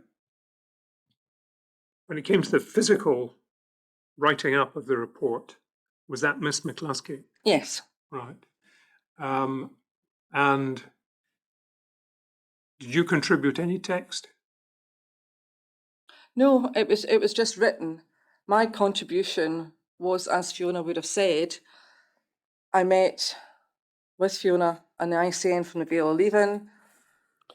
I phoned Lanarkshire. They told me they didn't have any issues. I emphasised that whatever they, decided on, that it had to be SHTM 64 compliant. In fact, there was a horn tap in use at the Sick Kids Hospital at York Hill. There hadn't been any issue. And then David Hall said, oh, there might be something we need to discuss. He didn't go into any detail with me, but in the passing he said, we're going to discuss something with Health Protection Scotland before we install these taps. And that's the last I heard of it. Because the problem, if you can take it off the screen, the problem might be that in 2012, some form of process is carried through, which results in Fiona's paper. And a decision is then made to go ahead with these taps. And Fiona's paper doesn't contain a reference to the Chief Executive's letter. It doesn't contain reference to the pseudonymous guidance, which arrived a few weeks later. It does mention Northern Ireland. And it's written by an experienced nurse consultant with no knowledge of infection control, i.e. Miss McCluskey, with contributions from an experienced nurse consultant in infection control nurse, in the case of you, who has no expertise in water. Mm-hmm. And yet, however many thousand of these taps are bought for the project. And then in 2014, there's a meeting we asked you about, which you didn't know about, where there's a big debate about whether to keep using the taps. And Right. Horn is there, and HBS is there, and HFS is there, and GGC is there, and even Dr. Walker from the who's an academic with interest in this field is there. There's a big discussion, and eventually they decide they are going to use them under certain conditions. But the opportunity not to buy them was in 2012. Do you see that there might have been a weakness in a decision being made involving research by non-experts, in the case of you and Miss McCluskey? No, I can see your point, but I didn't know they were going to be bought. Well, why are you having the conversations? I was just asked. I just took instruction from Fiona to phone round the health boards. Obviously, somebody must have said to Fiona, she didn't say that this is a tap they were thinking about buying. So I made a few phone calls and I said, Lanarkshire's using it. They've reported no issues. And in fact, there's one in York Hill, and I went to have a look at it. And the nurse, I can't remember which ward in York Hill. I went and had a look at it, and the nurses liked it. And there was no issues. But the fact that the nurses liked it is maybe a factor, but it's not the most important factor, is it? Isn't it whether the tap can be a residue and growing ground for pseudomonas? That's the question, isn't it? No, absolutely, absolutely. I do remember being told by Richard Fox, who's the gentleman I spoke to at Lanarkshire, that his estates department loved the horn tap because it meant that you could disinfect and replace the thermal mixing valve without having to take the panel off behind the sink, etc. And it's something they could do directly with the tap. So the estates department in Lanarkshire loved it, and Richard Fox said, you know, they haven't had any issues. Right. Did you end up working at the Queen Elizabeth after it opened? I did. I was there when it opened in 2015. Are you any awareness of whether such a decontamination program was started by the Estates Department? No. I want to turn to some other emails after you left the team. This is a Francis Rath email to you on the 5th of May 2015. So it's bundle 12, document 132, page 936.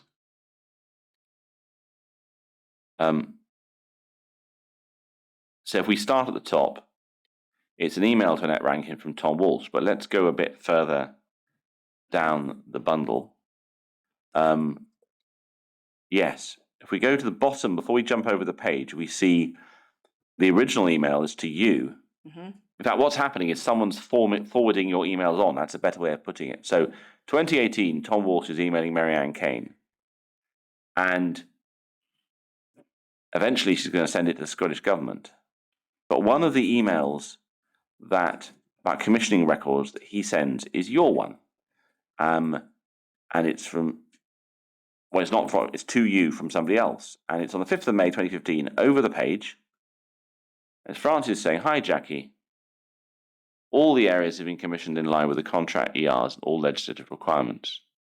The board's estate team have access to all commissioning data, and any specific questions were better addressed to them. Why were you asking that question?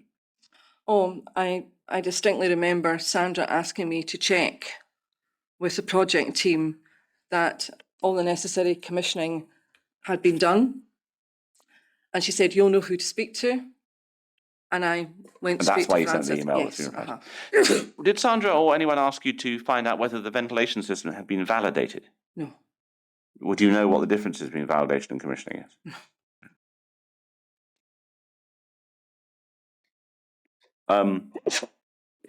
If we can go to page 370 of the statement bundle.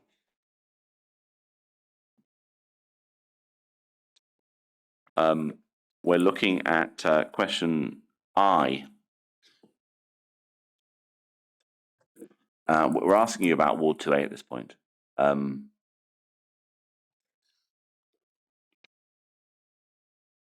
fact, let's start at the top, at G. So Dr. Peters is on tour around the campus with people, including you. And she must have been new to the hospital at that point. I can't remember when Christine started, but yes, she would have been relatively new. So do you see how you're describing what you said to her in the answer to A? I was on tour with the other infection control colleagues. I have a vague memory of this. My action would have been to highlight what was noted by Dr. Peters in the tour for the project team. I informed Dr. Peters that the group responsible for sinks would have had access to SHTM 64 and had been guided by Professor Williams. When were they guided by Professor Williams? Well, there again, I gave his name for the water group meetings. But that's not the same as being guided by Professor Williams. I mean, you could have said, when this subject came up, I gave someone Professor Williams' name. I have no idea whether he did anything. But what you're telling us here is that you said they had been guided by him. Did you know they had been guided by him? No, I expected them to be guided by him. So that's probably in the wording. But I answered that because I referred Christine Peters to Craig Williams to discuss it. Look at I, Roman I, towards the bottom of the page. You asked about HEPA terminals not being present in Ward 2A isolation rooms. And you became aware of it because of your concerns for the patients. I couldn't understand how this would not have been picked up at the time of validation, verification, and commissioning. I would expect the technical experts responsible for the build would have had a handover and sign off with the board's technical experts. Well, again, who were the board's technical experts? I couldn't name them. Did they have any? I would expect so, yes. I mean, my answer is you asking me as a layperson or an ICN with no ventilation or water expertise, that if you're handing over a new building, that whoever puts in the ventilation and water says, here's all your specs, this is what we put in, it ticks the boxes for the guidance, and then the board would check. Okay, thank you. What I want to do is go back to the paper from October 2014 and the list. So that's Bundle 27, Volume 8. It's actually page 42, the last page. It's the last entry. Do you see how here there's an entry, ventilation lobbied rooms specification, MDRTB patients? And then you're not listed. It's Williams, Inkster, Yandees, McNamee from September 14. What I just wanted to ask you this question is, when you were seconded to the team, was there ever any discussion about the appropriateness of using lobbied ventilation rooms for MDRTB patients when you were in the team? No discussion. Okay. Now, the final document I want to show you is Mr. Seaborn's email, 23rd June 2016, which I'm basically showing to every member of the project team because, and it's in Bundle 12, document 104, page 813. Now, I take it you hadn't seen this till we put it in your document list. Did you have a chance to read it? I did, yes. Now, having read the whole thing, is there anything in there that you would agree with, disagree with? Do you agree with it? How accurate do you think it is as a report of the involvement of infection control in the project? Well, it's difficult because I haven't seen the S-bar.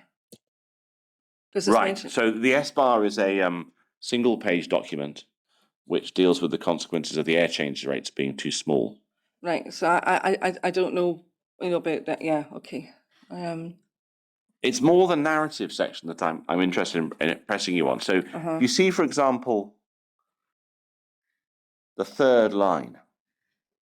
Also, no matter what the infection control people say, they were involved in every aspect of design, and a member of my team, and the member of my team responsible for infection control, Annette Rankin, was the person responsible for design, dialogue, and evaluation for fusing appropriate liaison and communication with the infection control about microbiology to carry out this effectively. Now, I accept the fact you're not Annette Rankin. No. But if it's the case that he's gotten you confused with Annette Rankin, did you do any of that stuff? No. And then it says, to this end, infection control and microbiology, along with Annette, were party to the sign-off of all design matters and impact on patients, including the environment. There was no instance during the whole project timeline that I can remember when I was informed this did not occur. Also, I would confirm the facilities management were involved. I won't read any further. Again, the sentence there about Annette, if it is the case that he's getting you confused with Annette Rankin, did you do what he's saying she did? I didn't sign anything to do with ventilation. Right. Now, if we move, sorry, please don't jump to the whole document because I'm going to jump around. If we move to the third paragraph, you see there's a paragraph that says, there is no reasonable decision on ventilation to be made without the input and approval of those responsible for infection control facilities. Was the decision on ventilation made with your approval? No, I wasn't involved.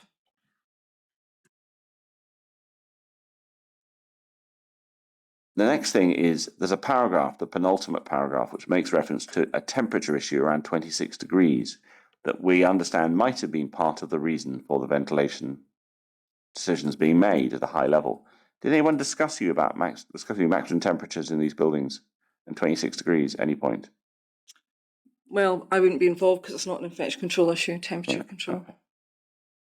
Go over the page, please.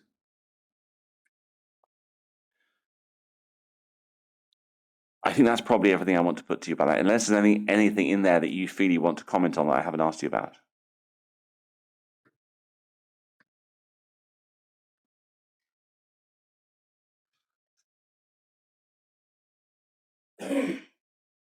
No, I mean, because I can't comment for what Penelope Redding No, I understand inputted that. or anything like that. So, no, I can't comment on anything else. Yeah. Well, what I think, Lord, I think this might be probably all questions I need to ask of this witness, but it may be some of our colleagues have questions from the call participants.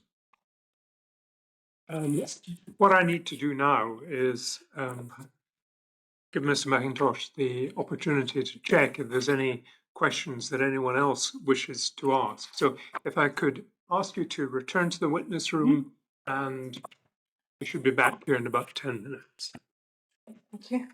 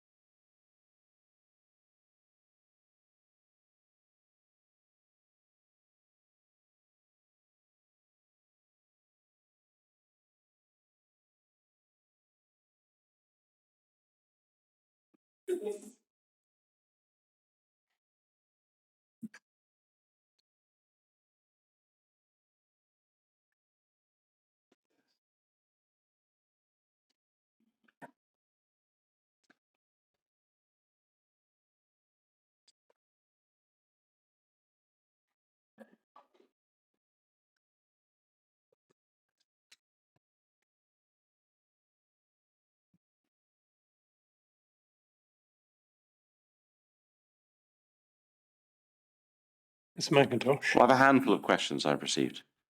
So my first question, Mrs. Barmanroy, relates to the HI scribe process that you went through. Now, obviously, it was your first one. You explained the stage 2 HI scribe for the hospitals. Yes. You're nodding for the unfortunate person making the transcript. So yes, Yes. yes. Did you receive any support at that point from either Sandra McNamee or Mr. Walsh when you were doing that process? Did you seek advice from them? No, simply because I didn't realise I was going to have to check my colleagues' work.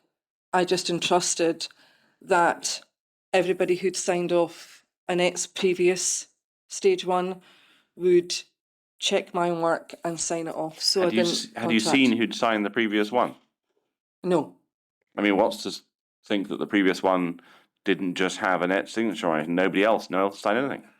No, I entrusted that everybody involved would have signed that one off for Annette. It's because one of the I repeated, I get an impression, and you must stop me if I've got this wrong, impression of your evidence is that you assumed, at one point you put it, that everything in the garden was rosy.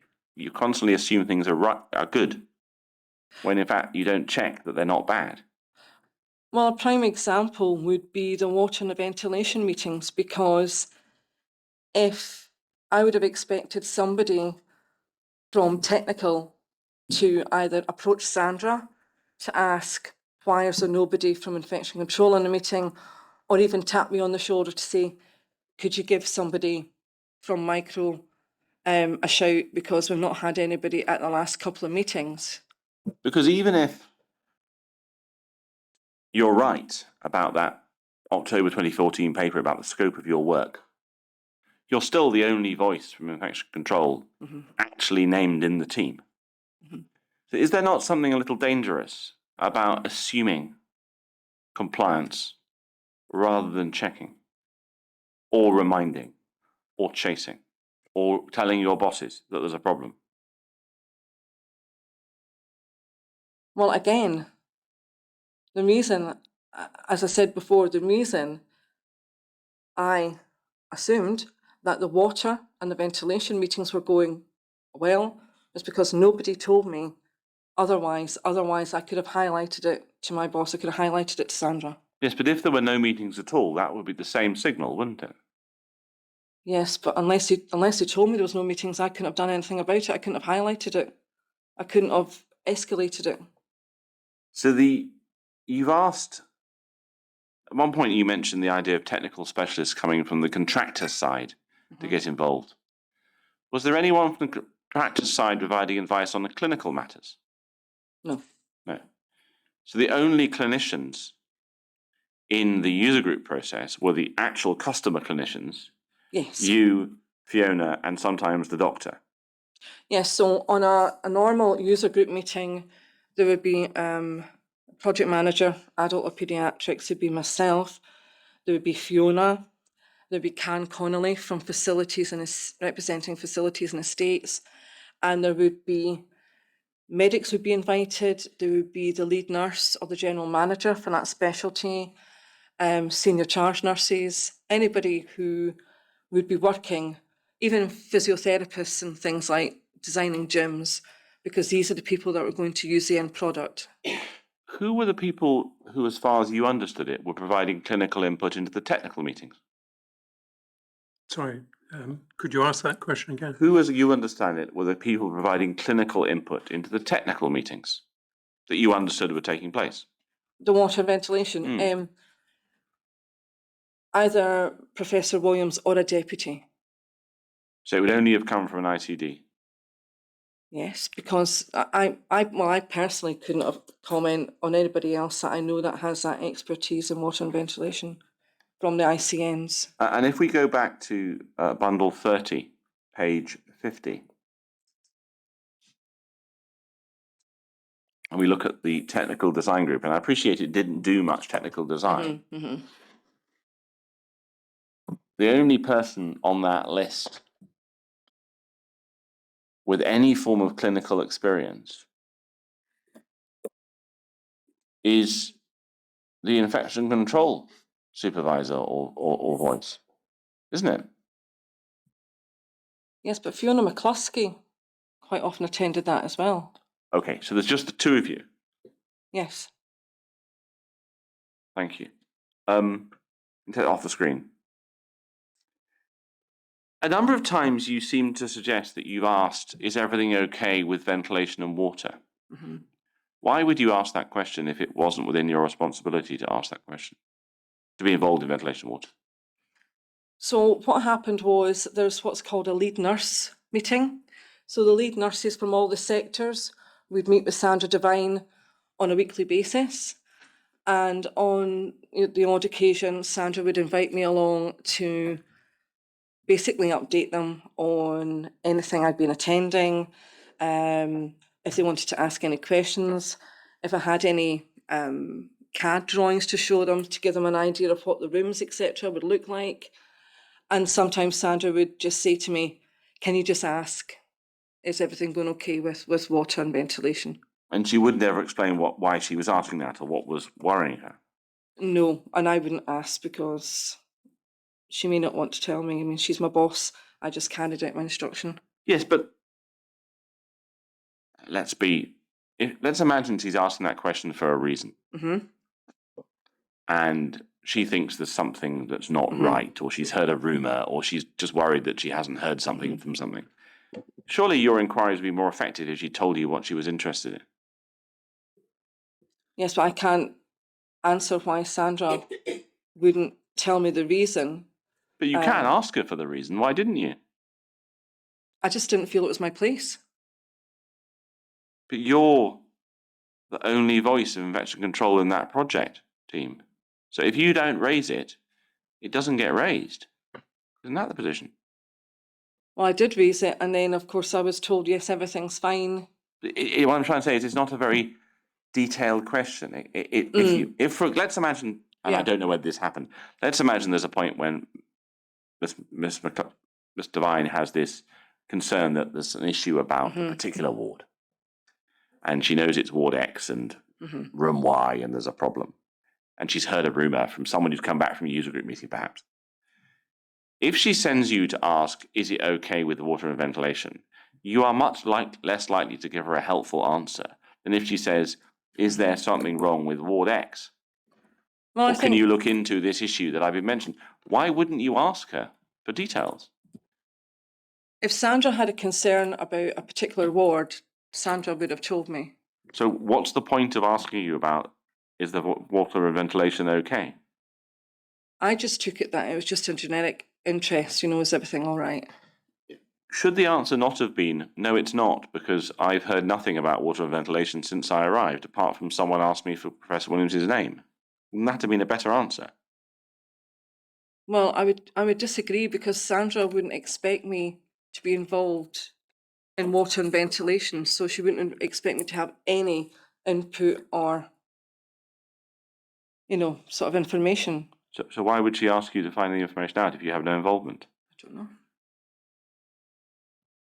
Right. There may have been something else worrying her, but she didn't disclose that to myself. Is there anything that you now think on reflection that you should have done differently in your role as a secondee to the project team? Oh, absolutely. One of the biggest things is the HI scribe. I didn't feel comfortable checking my colleagues' work. I trusted my colleagues to have reviewed that scribe and signed it off and filed it. I didn't feel it was my place to review stage 1 simply because Annette Rankin was a far more experienced ICN than myself, and I just trusted that everything was in place. But if I had my time again, I would definitely have followed that up. Okay, I don't think I have any more questions, my Lord. Thank you. I wonder if I can just ask you a little bit more about the H-scribe. Now,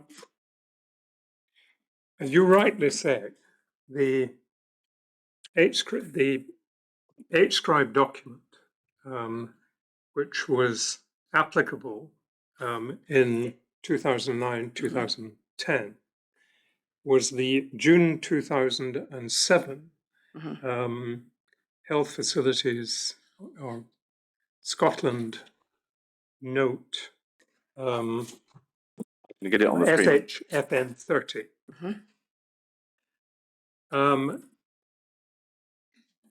Now, had you, I think I'm right in saying it was published in at least two parts. Had you read either part of a SFN 30 before you completed the pro forma? I knew of it, but I hadn't read it in any great detail. Right. So you were an experienced infection protection and control prevention and control nurse, and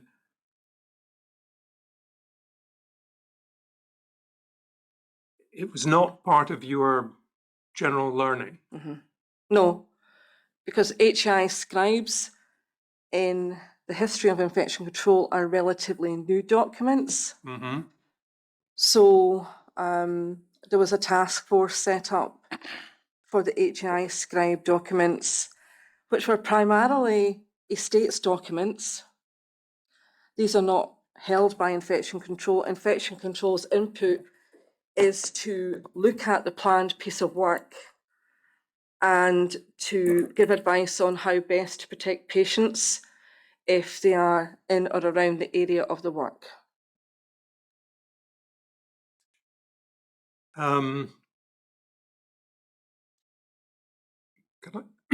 Can I try and understand the mechanics of you going through the checklist? First of all, the checklist is set out in part 2 of SFN 30, but as I understand it, it's probably available in papers apart. Did you have a pro forma in front of you that just included the checklist questions or the question set questions, or did you have something else? No, it was just the actual part 2 itself. Did you have all of part 2? No, just a list of questions. Right. Because part 2 has introductory text. You did not have the introductory text. No, what I was given is what I've been shown on the screen. Right. And should I imagine you physically sat down with Mr. McDermott? Yes. Do you have any documents available to you? No. As far as you can remember, can you just speak me through what you were doing as you checked off that list, and what you were doing and what you were thinking? So as I said previously, I actually asked the question because it just occurred to me one day, is there an HAI scribe document for this? So part 1, as you'll see, is that you have to take into account the area around your new building. So that's things like environmental factors, topography, things like that. Part 2 is making sure that when you're planning and designing the building, that all these things that I ticked off will be taken into account. Stage 3 is what I call the nitty-gritty, where the actual, it would be, well, whoever's doing the work, they would have a named project manager, what was going into this ward, what ventilation, what knock-on effect there might be to the surrounding area. Although, having said that, this was a new build, so, you know, there wasn't any issues one ward to another. And then all the fine detail goes in there. And then in section 4, which is when the hospital is built, that is when you do what's called the snagging to make sure that everything meets the standards previously agreed. Right. When you've used the expression parts, you've been referring to stages. Uh-huh. And what you were sitting down with Mr. McDermott to do was go through the stage 2 questions. Yes, to say these are all the things that have to be taken into account with planning and design. At that moment in time, had you ever seen the stage 3 or the stage 4 questions? No, because it was too early in the process. Right. So this is... So just bear with me. Uh-huh. We have a moment in time Mm-hmm. when you have in front of you the stage 2 questions in a pro forma with no introductory text. That's correct. You do not have the stage 3 questions. No. You've probably never looked at the stage 3 questions. No, not at no. Or the stage 4 questions. No. Right. So, what did you think you were doing as you ticked off the boxes? That I was giving my input as infection control nurse for the project team, because there was lots of questions on that list, such as to ensure that what was put into the hospital could be easily decontaminated and cleaned. It wasn't just ventilation and water, it was also things to ensure that toilets, wash hand basins would be suitable for use and cleanable. That's one of the questions in there. But I think the questions that Mr. McIntosh drew your attention to were the, for example, is the ventilation system fit for purpose? So what was going through your mind when you ticked that? What was going through my mind was I ticked it because I assumed that these ventilation and water meetings were carrying on in parallel, and that it was all part of the planning for the new build, because at this stage, stage 3 of the HI scribe had not been detailed, which means that there would have been chances to change things, and that the minutes from the water group and the ventilation groups that I'd met would have been able to feed into stage 3 for extra information. Had you had any discussion prior to with any colleague prior to filling in the question set? Well, just apart from are things going okay with water and ventilation, I was reassured. Just apart from asking about the water and ventilation, because that's how I managed to write about the filters to the external air, because one of the concerns was the sewage works and the recycling plant near this new build. And I asked that question and they said, well, Hugh said, it's okay, you can write in, there will be filters filtering the external air before it goes into the main building. So that's why I wrote that comment.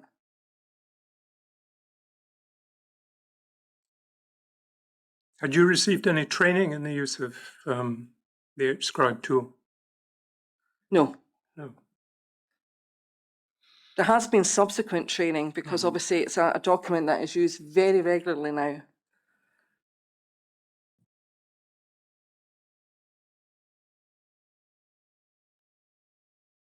Have you had occasion to do subsequent H-scribes? Just for stage 3? On this project? No, I didn't get, that was the only part of the HES scribe I was involved with. Bad question. What I meant was you've only done stage 3, but you've done it in relation to other work. Yes. Right. But that's the only stage 2 I've ever done. And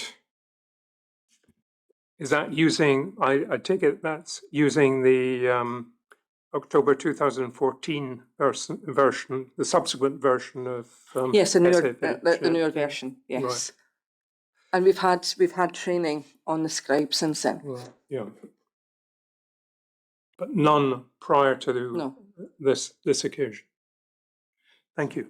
Anything arising from that? One thing I think just does, for completeness, I wonder if we can put on the screen bundle 43, volume 3, actually page 16, which is part of document 3, which is the SHFN 30. Now, you just said you hadn't read this before you signed the HI scribe. Had you read this version before it changed, which I think it changed a few years ago, 2014? Were you subsequently someone who had read this document? Not for stage 2, because stage 2 ICNs are very, very rarely involved in. Right, well, I want to just take you through this document because I think it's important to put this to you. So we go back to the start, which is page 10. And what we'll do is we'll go to page 11, which is the index. And what we're going to do is notice the structure of the document. You see there's a section called, on page 4 of the document, which we'll not go there yet, which is at page 15, which is rationale and purpose. We'll go to that in a moment. We'll also go to who should implement HI Scribe, the membership of the team, and 5, getting started. Now, I appreciate you hadn't read this at the time, but I think for fairness, I should put it to you. So we can go to page 15, please. I'll go back one page. So, do you see how there's a section about, can we go back to 13, actually? Yeah, the rationale. Do you see how the rationale is to maintain a safe healthcare environment and minimize the risk of HR through assessment and planning prior to and during new build and renovation projects? Do you see that taking matters on assumption might not really be consistent with the idea, the rationale of it here? You need to check stuff. No, I can absolutely see your point of view, but once again, I'll just reiterate that well, first of all, I didn't feel comfortable, and I didn't feel at the time, I felt I could trust my colleagues to have completed their bit, which is obviously a mistake I will not make again. Yes. I wonder if we can look at the end of page 14, the bottom half. Now, this is who should implement HI Scribe. It describes it in 2007 as a multidisciplinary professional team. You see that? You weren't having a multidisciplinary meeting about this, was it? It's just you and Mr. McDermott. What's his background? Hugh works for the estates, but I don't know fully his background. Right, so there's at least 2 different functions in there. If we go on the next page, we have the membership of the team. And I think your answer is that the only people who were in that meeting, as it were, was an infection control specialist, i.e. an infection control nurse advisor, which is the 5th bullet point, and somebody from estates facilities manager. And no one else was there. No. And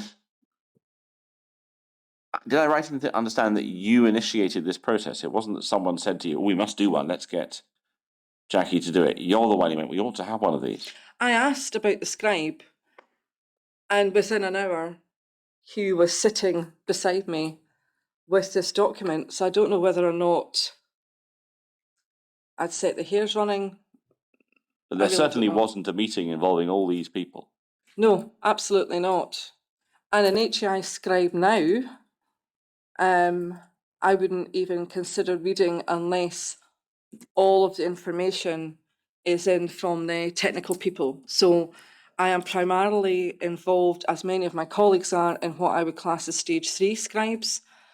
And we expect all the technical information, regardless whether or not it's an outside contractor or internal estates, to be involved and detailed in that scribe.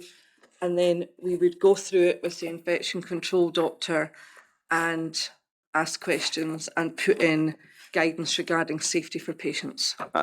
Is there, I think there's other evidence that's not related to this session today, but I think I need to put it to you.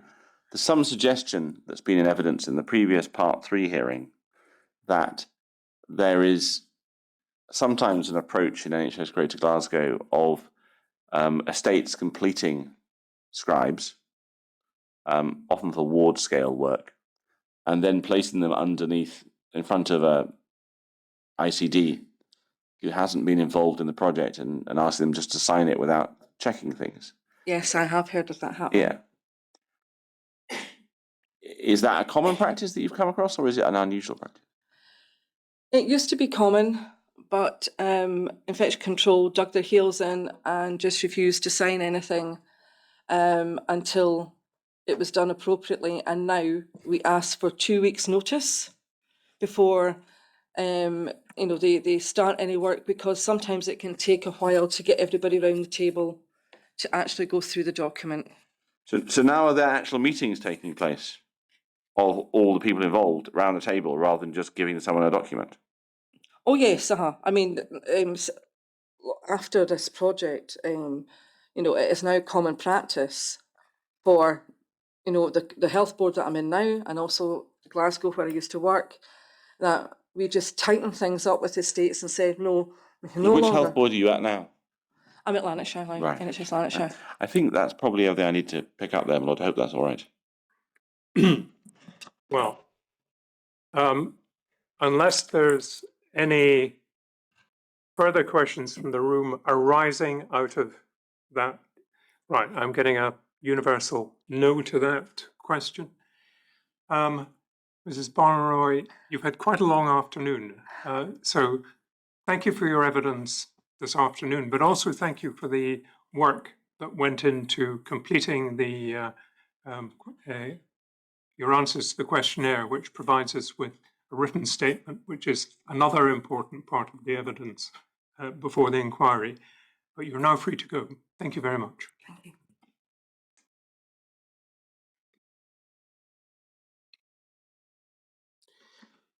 Now, tomorrow the plan is that Mr. Connell takes the evidence of Miss Kane, and that evidence is being taken online and is not being immediately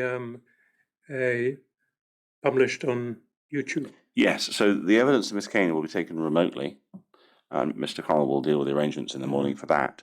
But there won't be a YouTube feed tomorrow. We've taken some special measures in respect to that witness, and so it won't be possible for people to watch the YouTube that day. We will attempt to put it up relatively quickly once the evidence session is completed, but it won't be live. Right. Well, I think the plan is to sit again at 10 o'clock, and if I could wish you a good afternoon, we'll, all being well, see each other tomorrow.